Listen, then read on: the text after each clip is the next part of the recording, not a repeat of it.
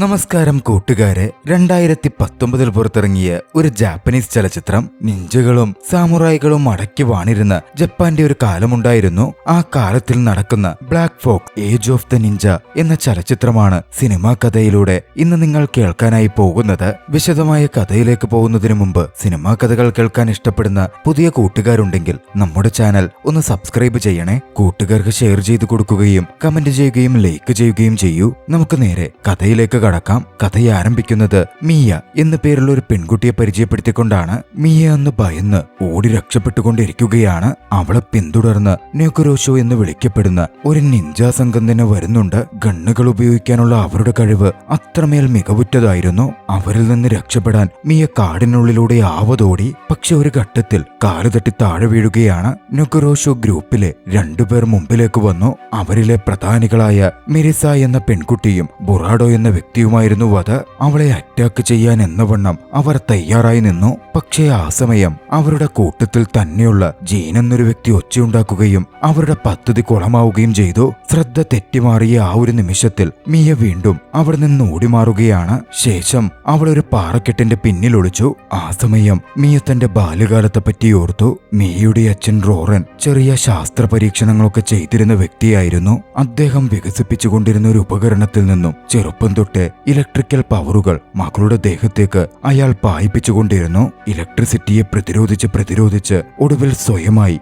തന്റെ ഉള്ളിൽ നിന്ന് ഇലക്ട്രിസിറ്റി ഉൽപ്പാദിപ്പിച്ച് അതുകൊണ്ട് മറ്റുള്ളവരെ ആക്രമിക്കാൻ തക്കവണ്ണം ഒരു പവർ മിയക്ക് അയാൾ ഉണ്ടാക്കി കൊടുത്തു. മിയ ഇതിങ്ങനെ ആലോചിച്ചുകൊണ്ടിരിക്കെ നെഗുരോഷോ അവൾ ഒളിച്ചിരിക്കുന്നത് കണ്ടെത്തിയിരുന്നു. അവൾ ട്രാപ്ഡായി. നെഗുരോഷോ സംഘം അവളെ ചുറ്റിവളഞ്ഞിരുന്നു. മുമ്പിലേക്ക് ഓടി രക്ഷപ്പെടാൻ മറ്റൊരു വഴിയുമില്ല. പിന്നിലുള്ളത് വലിയൊരു മലങ്കുത്താണ്. പിടിക്കപ്പെടരുത് എന്ന് ആഗ്രഹിച്ച് അവൾ ആ മലങ്കുത്തിലേക്ക് എടുത്തു ചാടി. ഉരുണ്ടുരുണ്ടുരുണ്ട് അവൾ താഴേക്ക് പതിച്ചു. താഴെ വീണെ അവളുടെ ബോധം മറിഞ്ഞിരുന്നു. വൈകാതെ അവൾക്ക് ബോധം തെളിഞ്ഞു. ഭാഗ്യവശാൽ അവൾക്ക് ഒരുപാട് പരിക്കേറ്റിരുന്നില്ല. തന്റെ കയ്യിൽ നിന്നും ചിതറി വീണ ഗോൾഡ് കഷ്ണങ്ങളും മറ്റും വീണ്ടും പെറുക്കിക്കൂട്ടി ഒരു കിഴിയിൽ കെട്ടി അവൾ അവിടെ നിന്ന് മുമ്പോട്ട് നടക്കുകയാണ്. മലമുകളിലെ ഒറ്റപ്പെട്ട ആ കെട്ടിടത്തിന്റെ അടുത്തേക്ക് അവൾ നടന്നെത്തി. ആദ്യമേ തൊട്ടേ അവൾ ഫോക്സ് എന്ന പേരിൽ അറിയപ്പെടുന്ന ഒരു നിഞ്ച ക്ലാനിനെ പറ്റി അന്വേഷിക്കുന്നുണ്ടായിരുന്നു. ഒടുവിൽ ഫോക്സ് ക്ലാന്റെ ഹെഡ്ക്വാർട്ടേഴ്സ് എന്നറിയപ്പെടുന്ന ഇടത്തേക്ക് തന്നെ മിയ വന്നെത്തുകയാണ്. അല്പം ഭയത്തോടെയെങ്കിലും അവൾ അകത്തേക്ക് നടന്നു. അകത്തേക്ക് നടന്നെത്തി അവൾ കണ്ടത് കെട്ടിടത്തിന് വെളിയിലിരുന്ന്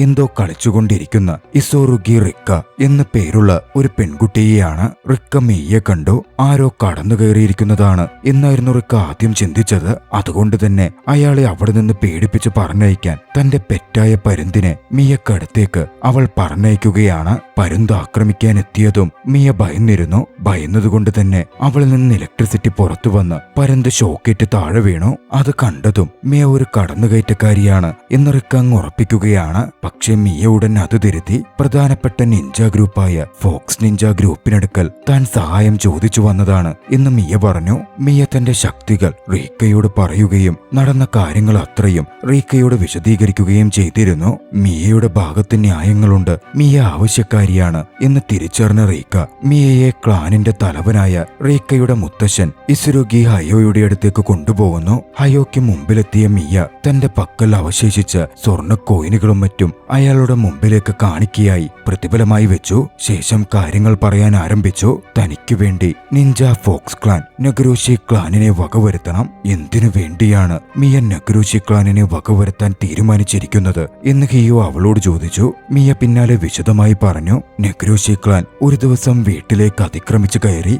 തന്റെ അച്ഛനെ അവർ കൊലപ്പെടുത്തി. അതിനുശേഷം അവർ തന്നെ പിടിക്കുവാൻ തന്റെ പിന്നാലെ വന്നുകൊണ്ടിരിക്കുകയായിരുന്നു. അവരിൽ നിന്നും ഒരു തരത്തിലാ താൻ രക്ഷപ്പെട്ട് പലയിടത്തും മറഞ്ഞു താൻ നടന്നു. അങ്ങനെ ഒരിക്കൽ മറഞ്ഞിരിക്കുമ്പോ രണ്ട് നാട്ടുകാർ സംസാരിച്ച് നടന്നു പോകുന്നത് ഞാൻ കേട്ടു. എങ്ങനെയാണ് നിഞ്ച ഫോക്സ് ക്ലാനെ സമീപിച്ച് പ്രതികാരം തീർക്കുവാൻ അവരെ ഹയർ ചെയ്യേണ്ടത് എന്നൊക്കെയായിരുന്നു അവർ സംസാരിച്ചത്. അങ്ങനെ അന്വേഷിച്ചൊടുവിലാണ് താൻ ഇങ്ങോട്ടേക്ക് എത്തിച്ചേർന്നത്. തനിക്ക് അവർക്കെതിരെ പ്രതികാരം ചെയ്യണം, സുരക്ഷിതമായി ജീവിക്കുകയും വേണം. മിയയുടെ കഥ മുഴുവൻ വിശദമായി കേട്ട ഹയോ പ്രതിഫലം സ്വീകരിച്ച് മിയയെ സഹായിക്കാം എന്ന് സമ്മതിക്കുകയാണ്. തൽക്കാലത്തേക്ക് അവരുടെ ആ ഡോജോയിൽ തന്നെ തങ്ങിക്കോളാൻ മിയക്കടുത്ത് ഹയോ പറയുകയും ചെയ്തു. തങ്ങൾ ദൗത്യം ഏറ്റെടുത്ത് നെഗ്രൂഷി ക്ലാനിനെ വകവരുത്തിക്കോളാം എന്നും ഹയോ പറഞ്ഞിരുന്നു. പക്ഷേ റിക്കയ്ക്ക് കൊലപാതകമൊന്നും അത്രയ്ക്ക് ഇഷ്ടമല്ല. മുത്തച്ഛന്റെ തീരുമാനം തിരുത്തുവാൻ അവൾ ആവശ്യപ്പെട്ടു. ഇവളെ സംരക്ഷിക്കാമെന്നും കൊലപാതകമൊന്നും വേണ്ടെന്നും പറഞ്ഞു. പക്ഷേ തലവനായ മുത്തച്ഛന് റിക്കയുടെ ഇടപെടൽ ഇഷ്ടപ്പെട്ടിരുന്നില്ല. തലവന്റെ വാക്കുകൾ അംഗീകരിച്ചാൽ മതി എന്നു മാത്രം പറഞ്ഞ് റിക്കയെ അയാൾ പറഞ്ഞയച്ചു. മറുവശത്ത് നെഗ്രൂഷു ക്ലാനാകട്ടെ അപ്പോഴും മിയെ തിരയുകയായിരുന്നു. മിയ വീണ മലഞ്ചെരുവിലേക്കും മറ്റും അവർ വന്ന് തിരച്ചിൽ നടത്തി. വൈകാതെ അങ്ങോട്ടേക്ക് നെഗ്രൂഷു ക്ലാനിന്റെ തലവൻ ഹാക്കു വന്നെത്തുകയാണ്. ഒപ്പം ടോഡ ഷിഗേറ്റ്സുഗു എന്നു പേരുള്ള ഒരു വ്യക്തിയുമുണ്ട്. ടോഡോ ആയിരുന്നു ഗവൺമെന്റിനു വേണ്ടി അവരെ ഹയർ ചെയ്തത്. ടോഡോ രാജാവിന്റെ ആളാണ്. അവിടെ വെച്ച് ഗവൺമെന്റിന് മിയയെ ജീവനോട് വേണ്ടതിന്റെ ആവശ്യകത ടോഡ വിശദീകരിക്കുന്നു. ഗവൺമെന്റ് ഒരു ഇലക്ട്രിസിറ്റിയുമായി ബന്ധപ്പെട്ട് ഒരു ഉപകരണം വികസിപ്പിച്ചെടുത്തിട്ടുണ്ട്. അത് നടപ്പിൽ വരുത്താൻ സാധിക്കുന്നത് മിയക്ക് മാത്രമാണ്. അതുകൊണ്ട് മിയയെ ജീവനോട് രാജാവിന് ആവശ്യമുണ്ട്. ലോകം മൊത്തം പിടിച്ചെടുക്കാൻ മിയ കൂടെയുണ്ടെങ്കിൽ രാജാവിന് സാധിക്കും. മിയ ഫോക്സ് ക്ലാനിൽ അഭയം തേടാൻ സാധ്യതയുള്ളത് മനസ്സിലാക്കി ടോഡോ ഹാക്കുവിനോടും നെഗ്രൂഷു ക്ലാനിനോടും ഫോക്സ് ക്ലാനിൽ ചെന്ന് തിരയുവാൻ ആവശ്യപ്പെടുന്നു. അന്ന് രാത്രിയിൽ നെഗ്രൂഷു ക്ലാൻ ഫോക്സ് ക്ലാന്റെ താവളത്തിലേക്ക് അതിക്രമിച്ചു കടക്കുകയാണ്. ഗേറ്റിലുള്ള ഗാർഡുകളുമായിട്ടായിരുന്നു ആദ്യഘട്ടത്തിലെ പോരാട്ടം. ഏറെ ശക്തമായ ഫൈറ്റ് തന്നെ നടന്നു. ഹാക്കുവും നെഗ്രൂഷു ക്ലാനിലെ പലരും തന്നെ ഗാർഡുകളെ ആക്രമിച്ച് അകത്തേക്ക് കടന്നെത്തുകയാണ്. അപ്പോഴായിരുന്നു അങ്ങോട്ടേക്ക് ഫോക്സ് ക്ലാനിലെ കരുത്തുറ്റ മെമ്പറായ റീക്ക കടന്നുവരുന്നത്. മെറീസയ്ക്ക് മുമ്പിലെത്തിയ റീക്കയും മെറീസയും തമ്മിൽ വലിയ ഫൈറ്റ് ആരംഭിക്കുകയാണ്. അവർ തമ്മിൽ ശക്തമായ ഫൈറ്റ് നടന്നു. വൈകാതെ തന്റെ ക്ലാൻ പരാജയപ്പെട്ടുകൊണ്ടിരിക്കുന്നു എന്ന് തിരിച്ചറിഞ്ഞ ഹാക്കു തന്നെ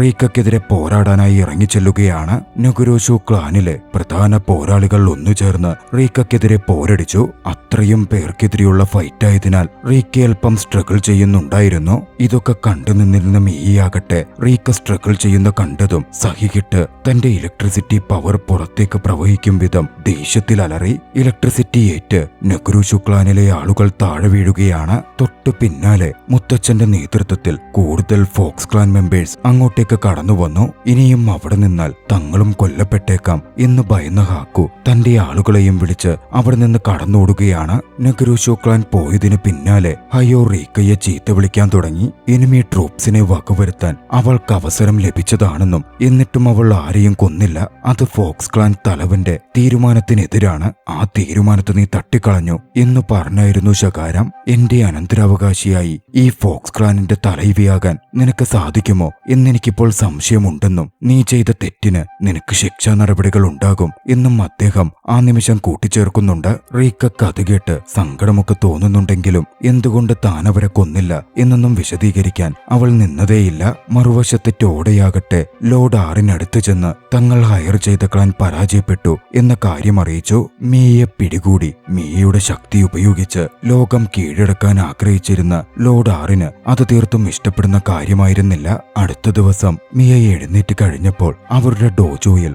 റിക്കയെ കാണുന്നില്ല. ഡോജോയിലെ മെയ്ഡായ റീറിയോടും തിരക്കിയപ്പോൾ റീറിക്കും വലിയ പിടുത്തമില്ല. അതോടെ ഫോക്സ് ക്ലാൻ തലവനായ ഹയോക്ക് അടുത്തു ചെന്ന് റിക്ക എവിടെയെന്ന് മിയ ചോദിക്കുകയാണ്. തലേ ദിവസത്തെ അഹങ്കാരത്തിന് അവൾക്ക് ശിക്ഷ കൊടുത്തിട്ടുണ്ടെന്നും നെഗ്രൂഷു ക്ലാനിനെ വകവരുത്താൻ അവസരം ലഭിച്ചിട്ടും അത് ചെയ്യാതിരുന്നതിനുള്ള ശിക്ഷയാണ് അതെന്നും ഹയോ ആ സമയം വ്യക്തമാക്കി. പിന്നാലെ മിയയും റീറിയും കൂടി റിക്കയെ കണ്ടെത്തുകയാണ്. ഡോജോയിലെ മുഴുവൻ വസ്ത്രങ്ങളും അലക്കുന്ന ശിക്ഷയായിരുന്നു റിക്കയ്ക്ക് നൽകപ്പെട്ടിരുന്നത്. ഫോക്സ് ക്ലാൻ മെമ്പേഴ്സിന്റെ മുഴുവൻ വസ്ത്രങ്ങളുമുണ്ട്. നല്ലൊരു പണി തന്നെയാണ്. മിയക്ക് സങ്കടം തോന്നി. തന്നെ സഹായിക്കാൻ നിന്നപ്പോഴാണല്ലോ റിക്കയ്ക്ക് ഈ അവസ്ഥ വന്നത് എന്ന് ചിന്തിച്ച് അവൾ റിക്കയെ സഹായിക്കാൻ തീരുമാനിച്ചു. റീറിയും മിയയുടെ കൂടെ കൂടി അവരൊന്നിച്ച് വസ്ത്രങ്ങൾ മുഴുവൻ അലക്കുകയാണ്. അന്നു മുതൽ റിക്കയും മിയയും തമ്മിൽ നല്ലൊരു സൗഹൃദവും ഉടലെടുക്കുന്നുണ്ട്. അന്ന് രാത്രിയിൽ മിയയെ അന്വേഷിച്ചു ചെന്ന റിക്ക ഒരിടത്തിരുന്ന് അച്ഛൻ കൊടുത്ത മാലയും കയ്യിൽ പിടിച്ച് ആകാശത്തേക്ക് നോക്കിയിരിക്കുന്ന മിയയെ കണ്ടെത്തുന്നു. മരിച്ച അച്ഛനെ ഓർത്തിരിക്കുകയാണ് മിയയെന്ന് റിക്കക്ക് മനസ്സിലായിരുന്നു. റിക്ക മിയക്കടുത്തിരുന്നു. തന്റെ അച്ഛനെ പറ്റിയും സംസാരിച്ചു. ചെറുപ്പത്തിൽ തന്റെ അച്ഛൻ മരണപ്പെട്ടതാണെന്നും തന്റെ അച്ഛനാണ് തന്നെ നിഞ്ച ഫൈറ്റിന്റെ പാഠങ്ങളൊക്കെ പഠിപ്പിച്ചതെന്നും ട്രെയിൻ ചെയ്യിച്ചതെന്നും അവൾ മിയയോട് പറഞ്ഞു. മരിക്കുന്നതിന് മുമ്പ് അച്ഛൻ തനിക്കൊരു ബോക്സ് തന്നിട്ടുണ്ടെന്നും കൃത്യമായ ആവശ്യം വരുമ്പോഴും താൻ മുതിർന്നു കഴിഞ്ഞതിനു ശേഷവും മാത്രമേ അത് തുറക്കാവൂ എന്നും അച്ഛൻ പറഞ്ഞിട്ടുണ്ടെന്നും ഇന്നേ വരെ അത് തുറക്കേണ്ട ആവശ്യം വരാത്തതുകൊണ്ട് താൻ ആ ബോക്സ് തുറന്നിട്ടില്ലെന്നും റീക്ക മിയയോട് പറഞ്ഞു. അവർ പരസ്പരം ഒരുപാട് സംസാരിച്ചു കൊണ്ടിരുന്നു. അടുത്ത ദിവസം റിക്കയും റീറിയും ഡോജോയിലേക്കുള്ള സാധനങ്ങൾ വാങ്ങാൻ പുറത്തുപോയി. അവിടെ വെച്ച് ആളുകൾ തട്ടിക്കൊണ്ടു പോകപ്പെടുന്നതിനെ പറ്റി കാണാതാവുന്നതിനെ പറ്റിയൊക്കെ മറ്റുള്ളവർ സംസാരിക്കുന്നത് റിക്ക കേൾക്കുന്നുണ്ട്. അതിൽ ഒരാളെ റിക്ക ഫോളോ ചെയ്യുന്നു. തട്ടിക്കൊണ്ടു പോകപ്പെടാൻ എല്ലാ സാധ്യതയും അയാൾക്കുണ്ടായിരുന്നു. കുറച്ചാളുകൾ ചേർന്ന് അയാളെ പിടിച്ചുകൊണ്ടു പോകുന്നത് റിക്ക പിന്നീട് കാണുകയാണ്. ഒരുപാട് ഗാർഡുകളുള്ള ഒരിടത്തേക്കായിരുന്നു അയാൾ ചെന്നുപെട്ടിരുന്നത്. അയാളെ അവർ അകത്തേക്ക് കൊണ്ടുപോയി. എന്താണ് അകത്ത് നടക്കുന്നത് എന്ന് റിക്കക്ക് അറിയണമായിരുന്നു. വിദഗ്ധമായി ഗാർഡുകളുടെ ശ്രദ്ധയിലൊന്നും പെടാതെ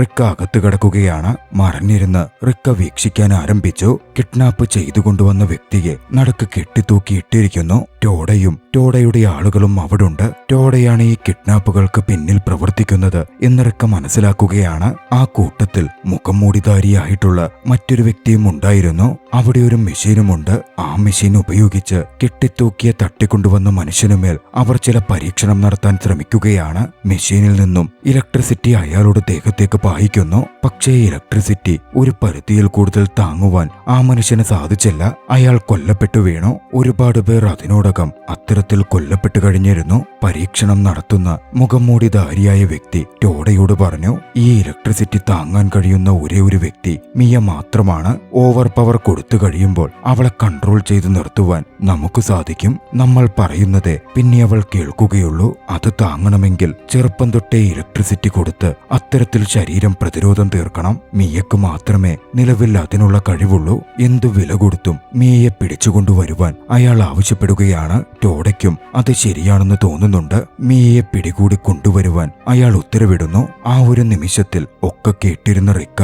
അവരെന്തിനാണ് മിയയെ പിടികൂടി കൊണ്ടുപോവാൻ ശ്രമിക്കുന്നത് എന്ന് തിരിച്ചറിയുകയാണ്. മിയയുടെ ജീവൻ അപകടത്തിലാണെന്നും റിക്ക മനസ്സിലാക്കുന്നു. അന്ന് ഡോജോയിലേക്ക് തിരികെ എത്തിയ റിക്ക നേരെ മിയക്കടുത്തേക്ക് ചെന്നു. മിയയുടെ ആ പവറിനെ പറ്റി റിക്കക്ക് കൂടുതലായി അറിയണമായിരുന്നു. മറുവശത്ത് ഹായോയുടെ മുറിയിലേക്ക് നെഗോരുഷോ ക്ലാനിന്റെ തലവൻ ഹാക്കു വന്നെത്തുകയായിരുന്നു. ഹായോക്ക് വലിയ തോതിൽ സ്വർണവും മറ്റും വാഗ്ദാനം ചെയ്ത് മിയയെ വിട്ടുതരാൻ അവർ ഹായോയോട് പറഞ്ഞു. അത്രയും പണവും സ്വർണവും കണ്ടതും ഹായോയുടെ മനസ്സ് മാറുകയാണ്. മിയയെ വിട്ടുകൊടുക്കാൻ അയാൾ തയ്യാറാകുന്നു. പിറ്റേന്ന് ഞെട്ടലോടെയായിരുന്നു ഡോജോയിൽ നിന്നും മിയ പോയിരിക്കുന്നു എന്ന വിവരം റിക്ക മനസ്സിലാക്കുന്നത്. റിക്ക ഉടനടി മുത്തച്ഛന്റെ മുമ്പിലേക്കെത്തി. മുത്തച്ഛൻ ചെയ്ത പ്രവൃത്തിയെ ചോദ്യം ചെയ്തു. ഫോക്സ് ക്ലാൻ മിയയുമായുള്ള എല്ലാ ബന്ധങ്ങളും അവസാനിപ്പിച്ചു എന്നായിരുന്നു ഹായോ റിക്കയോട് പറഞ്ഞത്. രാജാവിന്റെ ആളായ ടോഡയെ എതിർക്കുവാൻ നമുക്ക് സാധിക്കില്ലെന്നും അതുകൊണ്ട് ചില വിട്ടുവീഴ്ചകളൊക്കെ ആകാം എന്നും മുത്തച്ഛൻ വിശദീകരിച്ചു. പക്ഷേ അതൊന്നും ഉൾക്കൊള്ളാൻ റിക്കക്ക് സാധിക്കുമായിരുന്നില്ല.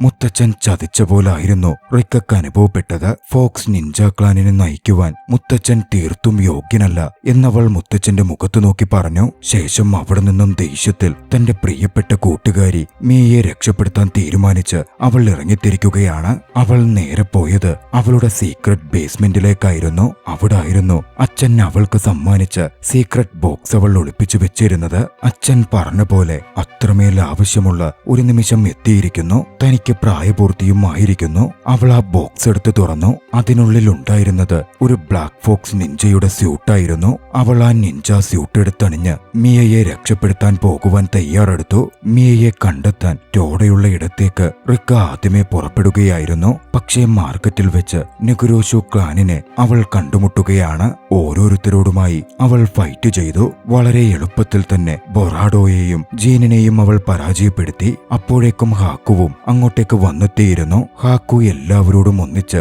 റിക്കയെ ആക്രമിക്കാൻ ഉത്തരവിടുന്നു. വീണ്ടും കനത്ത പോരാട്ടം നടക്കുകയാണ്. തന്റെ നിഞ്ച ടെക്നിക്കുകൾ ഉപയോഗിച്ച് അവരൊക്കെയും ചേർന്നു വന്നാലും അവരെക്കാൾ ഒക്കെ കരുത്തയാണ് താനെന്ന് ആ നിമിഷം വീണ്ടും തെളിയിക്കുന്നു. ഹാക്കുവിനെ വരെ അവളൊടുവിൽ പരാജയപ്പെട്ടതുകൊണ്ട് തന്നെ കൊന്നേക്കാൻ ഹാക്കു റിക്കയോട് പറയുന്നുണ്ട്. പക്ഷേ റിക്ക അത് ചെയ്യുന്നില്ല. എല്ലാവരും കൊല്ലപ്പെടൽ അർഹിക്കുന്നവരല്ല എന്ന് റിക്കോ അപ്പോഴും വിശ്വസിക്കുന്നുണ്ടായിരുന്നു. നെഗുരോഷു ക്ലാനിനടുക്കൽ കഴിയുമെങ്കിൽ മിയയെ രക്ഷപ്പെടുത്തുവാൻ തന്നെ സഹായിക്കുവാൻ അവൾ ആ നിമിഷം റിക്വസ്റ്റ് ചെയ്യുകയാണ്. മറുവശത്ത് മിയയാകട്ടെ ടെസ്റ്റിംഗ് നടക്കുന്ന ഗോഡൌണിലേക്ക് കൊണ്ടുവരപ്പെട്ടിരുന്നു. ടോഡയും മറ്റുള്ളവരും ടെസ്റ്റിനായി കാത്തുനിന്നു. മുഖംമൂടിധാരിയായ പരീക്ഷണം നടത്തുന്ന വ്യക്തി മുമ്പിലേക്ക് കടന്നു വന്നു. ഇതൊക്കെ മിയയുടെ നല്ലതിനു വേണ്ടി തന്നെയാണ് എന്ന് അവളോട് പറഞ്ഞു. ശബ്ദം കേട്ടതും ആ വ്യക്തിയെ മിയ തിരിച്ചറിയാൻ തുടങ്ങിയിരുന്നു. വൈകാതെ അയാൾ മുഖംമൂടി ഊരിമാറ്റി. ഞെട്ടലോടെ മിയ അത് കണ്ടു. മുഖംമൂടിധാരിയായ പരീക്ഷണം നടത്തുന്ന ആ വ്യക്തി കൊല്ലപ്പെട്ടു എന്ന് മിയ അത്രനാൾ കരുതിയിരുന്ന അവളുടെ അച്ഛനായിരുന്നു. പണ്ട് നെഗ്രൂഷു ക്ലാൻ ആക്രമിച്ചപ്പോൾ മെരീസയും മറ്റുള്ളവരും അയാളെ കൊന്നിരുന്നില്ല. അതൊരു പദ്ധതിയുടെ ഭാഗമായിരുന്നു. അയാളിൽ നിന്നും അയാൾ സൃഷ്ടിക്കുന്ന ടെക്നോളജി മോഷ്ടിച്ചെടുക്കുവാനുള്ള പദ്ധതിയുടെ ഭാഗം. അങ്ങനായിരുന്നു മിയയുടെ അച്ഛൻ ടോഡയുടെ ആളായി മാറുന്നത്. വൈകാതെ തന്റെ മകളെന്ന് പോലും നോക്കാതെ റോറൻ എന്ന ആ വ്യക്തി മിയയുടെ മേൽ പരീക്ഷണം ആരംഭിക്കുകയാണ്. ഇലക്ട്രിസിറ്റി അവളുടെ ദേഹത്തേക്ക് മെഷീൻ ഉപയോഗിച്ച് പാസ് ചെയ്തു. ഒടുവിൽ ശക്തമായ ഇലക്ട്രിസിറ്റി കടന്നുപോയി അവൾ പൂർണ്ണമായും റോറന്റെ നിയന്ത്രണത്തിലാവുകയാണ്. റോറൻ അവളെ ഒരു മേലങ്കി ധരിപ്പിച്ചു. ശേഷം അവിടുള്ള ടോഡയുടെ കുറച്ചാളുകളെ കൊലപ്പെടുത്താൻ ഉത്തരവിട്ടു. ഹാലൂസിനേറ്റഡ് അവസ്ഥയിലുണ്ടായിരുന്ന മിയ റോറൻ പറഞ്ഞ പോലെ അവരെ ഇലക്ട്രിസിറ്റി പായിച്ച് കരിച്ചു കളയുകയാണ്. മറുവശത്ത് ടോഡയ്ക്ക് ആ സമയം തന്റെ ആളുകളിൽ നിന്നൊരു വിവരമെത്തി. നെഗുരോഷു ക്ലാൻ തങ്ങൾക്കെതിരെ ഇപ്പോൾ തിരിഞ്ഞു കഴിഞ്ഞെന്നും അവർ അറ്റാക്ക് ചെയ്യാൻ വരുന്നുണ്ട് എന്നുമായിരുന്നു അത്. പറഞ്ഞത് ശരിയായിരുന്നു. റിക്കക്കൊപ്പം നെഗുരോഷു ക്ലാനും അങ്ങോട്ടേക്ക് ആക്രമണം നടത്തി എത്തുന്നുണ്ടായിരുന്നു. അതോടെ ടോഡയും സംഘവും നെഗുരോഷു ക്ലാനിനെ പ്രതിരോധിക്കാൻ തയ്യാറായി നിന്നു. നെഗുരോഷു ക്ലാനിന്റെ തലവൻ ഹാക്കുവും സംഘവും അങ്ങോട്ടേക്ക് കടന്നെത്തി. ആക്രമണം തുടങ്ങുന്നതിന് മുമ്പ് ഹാക്കു റിക്കക്ക് നേരെ തിരിഞ്ഞ് ഇവരെ തങ്ങൾ കൈകാര്യം ചെയ്തുകൊള്ളാം. റിക്ക പോയി മിയയെ രക്ഷപ്പെടുത്താൻ ആവശ്യപ്പെട്ടു. പിന്നെ അവിടെ ഒരു ഫൈറ്റ് അരങ്ങേറുകയാണ്. ഫൈറ്റിനിടയിൽ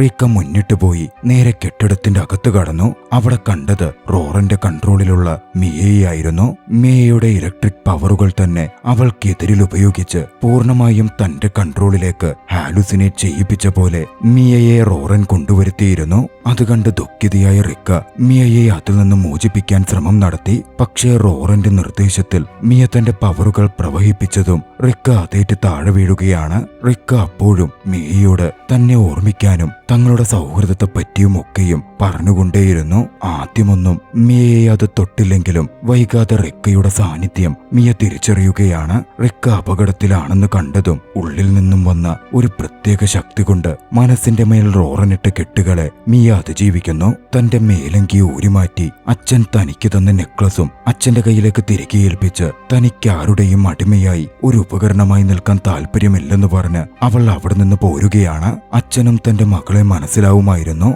അവരോട് പൊക്കോളാൻ അച്ഛനും പറയാൻ തുടങ്ങി. ഇത് കേട്ടുകൊണ്ടായിരുന്നു അകത്തേക്ക് ടോഡ കടന്നു വരുന്നത്. ആ നിമിഷം ടോഡ തന്റെ കുന്തം റോറന്റെ നെഞ്ചിലൂടെ കുത്തിയിറക്കി. പിന്നാലെ ടോഡ ഒരു ഫൈറ്റിന് റിക്കയെ വെല്ലുവിളിക്കുകയാണ്. എങ്കിൽ താൻ മിയയെ മോചിപ്പിക്കാം എന്നും ടോഡ പറയുന്നു. റിക്ക അതോടെ ഫൈറ്റിന് തയ്യാറെടുക്കുന്നു. റിക്കയും ടോഡയും തമ്മിൽ വലിയൊരു ഫൈറ്റ് നടക്കുകയാണ്. പുറത്താകട്ടെ അപ്പോഴും നെഗുരോഷു സംഘവും ടോഡയുടെ ആളുകളും ഫൈറ്റ് തുടരുകയായിരുന്നു. കൂടുതലായുള്ള ടോഡയുടെ ആളുകൾക്ക് മുമ്പിൽ പരാജയപ്പെട്ട് ഓരോ നെഗുരോഷു പോരാളിയും താഴെ വീണുകൊണ്ടിരുന്നു. കെട്ടിടത്തിനകത്താകട്ടെ റിക്കയും ടോഡയും തമ്മിലുള്ള ഫൈറ്റ് കനത്തു. അച്ഛൻ തന്നെ പഠിപ്പിച്ച ബ്ലാക്ക് ഫോക്സ് നിഞ്ചയുടെ ടെക്നിക്കുകൾ ഉപയോഗിച്ച് റിക്ക ടോഡയ്ക്കെതിരെ പോരടിച്ചു. ഏറ്റവും ഒടുവിൽ തന്റെ ആ സ്കില്ലുകൾ ഉപയോഗിച്ച് ടോഡയെ പരാജയപ്പെടുത്തി മിയയെ രക്ഷപ്പെടുത്തി റിക്ക അവിടെ നിന്ന് പോരുകയാണ്. പുറത്തേക്കിറങ്ങി അവർ കണ്ടത് നൊഗുരോഷു ക്യാനിലെ ഹാക്കു അടക്കം എല്ലാവരും മരിച്ചു കിടക്കുന്ന കാഴ്ചയായിരുന്നു. ആദരവോടെ റിക്ക തന്നെ ഹാക്കുവിന്റെ കണ്ണുകൾ അടച്ചുകൊടുത്തു. കെട്ടിടത്തിനകത്ത് പരാജയപ്പെട്ട ടോഡയാകട്ടെ എന്ത് ചെയ്യണം എന്നറിയാതൊരു നിമിഷം ഇരുന്നു. ടോഡ ഒരു സമുറായാണ്. തന്റെ ദൗത്യത്തിൽ പരാജയപ്പെടുകയും തോൽവി സംഭവിക്കുകയും ചെയ്യുന്നതോടെ സമുറായുടെ അഭിമാനം നഷ്ടപ്പെടും. ഒരു സമുറായിക്ക് പിന്നെ ആ അഭിമാനം വീണ്ടെടുക്കാനാകുക ഒരേ ഒരു ചടങ്ങിലൂടെയാണ്. സ്വയം തന്റെ ജീവൻ നൽകുന്ന ഒരു ചടങ്ങിലൂടെ തന്റെ തന്നെ കത്തിയെടുത്ത് ടോഡ ആ ചടങ്ങ് നടത്തി തന്റെ തന്നെ ജീവനെടുത്തു. മറുവശത്ത് മിയയെ രക്ഷപ്പെടുത്തിയ റീക്ക മിയയുമായി ഫോക്സ് ക്ലാന്റെ ഹെഡ്ക്വാർട്ടേഴ്സിലേക്ക് ചെന്നു. അവിടെ അവരെയും കാത്ത് മുത്തച്ഛൻ ഹയോയും മറ്റ് നിഞ്ചകളും ഉണ്ടായിരുന്നു. റിക്ക ചെയ്ത പ്രവൃത്തികൾ അതിനോടകം അവരുടെ ചെവിയിൽ എത്തിക്കഴിഞ്ഞിരുന്നു. ഹയോയും മറ്റുള്ളവരും അന്ന് അവിടെ വെച്ച് റിക്കയ്ക്ക് മുമ്പിൽ മുട്ടുകുത്തി. റിക്കയുടെ ഗ്രേറ്റ്നസ് താൻ മനസ്സിലാക്കുന്നെന്നും ഇനി മുതൽ ഫോക്സ് ക്ലാൻ നയിക്കേണ്ടത് റിക്കയാണെന്നും പറഞ്ഞ് മുത്തശ്ശൻ റിക്കയ്ക്ക് മുമ്പിൽ കീഴടങ്ങി തന്റെ അനന്തരാവകാശിയായി റിക്കയെ പ്രഖ്യാപിക്കുകയും ചെയ്തു. അപ്പോഴും ഒന്നും അവസാനിച്ചിരുന്നില്ല. അധികാരമോഹിയായ രാജാവാകട്ടെ അവിടെ അതുവരേക്കും ഒരു പോരാട്ടത്തിലും പരാജയപ്പെടാത്ത വൃദ്ധനായ ഒരു പോരാളിയെ കണ്ടെത്തി റിക്കയെ കൊലപ്പെടുത്തുവാൻ അയാൾക്ക് ഉത്തരവ് കൊടുത്തു. രണ്ടാം ഭാഗത്തിനുള്ള സൂചനയോടെ ആ ദൃശ്യത്തിൽ ചലച്ചിത്രം അവസാനിക്കുകയാണ്. ഈ പീരിയോഡിക് ആക്ഷൻ ചലച്ചിത്രം നിങ്ങൾക്കിഷ്ടമായെങ്കിൽ വീഡിയോ ലൈക്ക് ചെയ്യുക. അഭിപ്രായങ്ങളും നിർദ്ദേശങ്ങളും കമന്റുകളിൽ രേഖപ്പെടുത്തുക. കഴിയുമെങ്കിൽ ചാനൽ സബ്സ്ക്രൈബ് ചെയ്തും കൂട്ടുകാർക്ക് ഷെയർ ചെയ്തു കൊടുത്തും ഞങ്ങളെ സപ്പോർട്ട് ചെയ്യുക. മറ്റൊരു മികച്ച ചലച്ചിത്രവുമായി നമുക്ക് കണ്ടുമുട്ടാം. അതുവരെ ബായ്.